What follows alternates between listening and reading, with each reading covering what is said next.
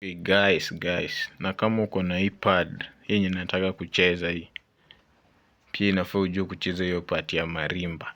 Acha kwanza msikize pad.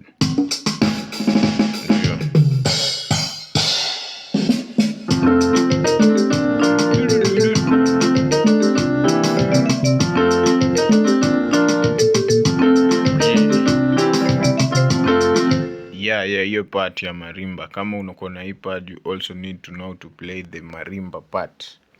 The marimba part lazima ukuwe unajua pia kuicheza.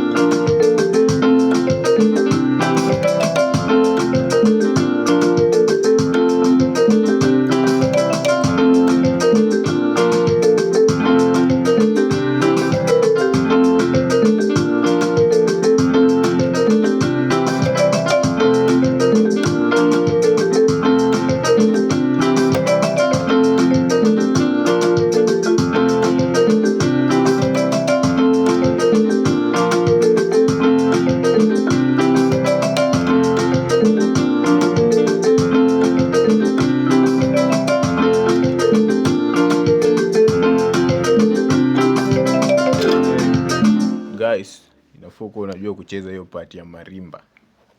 Let me do the tutorial.